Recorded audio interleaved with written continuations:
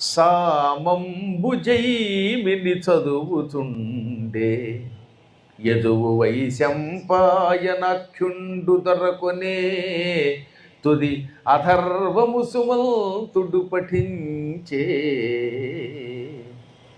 నేను ఎన్నో ఘనకార్యాలు చేశాను, ఒకటా రెండా. ఒకప్పుడు వేదములు అనంతములుగా ఉండేవి, లెక్క లేకుండా ఉండేవి. ఎక్కడ మొదలుపెట్టి ఎక్కడ ఆపాలో తెలిసేది కాదు, అంత కష్టంగా ఉండేది. మహానుభావులైన యోగులు తప్ప సామాన్యులు ఎవరు వేద పఠనం చేయలేకపోయేవారు.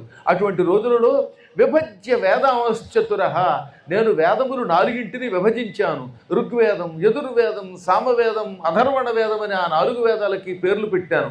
అందులో పైలుడికి ఋగ్వేదం ఇచ్చాను, యజుర్వేదం వైశంపాయన మహర్షికి ఇచ్చాను, సామవేదం జైమిని మహర్షికి ఇచ్చాను, అధర్వణ వేదం సుమంతుడనే వాడికి ఇచ్చాను.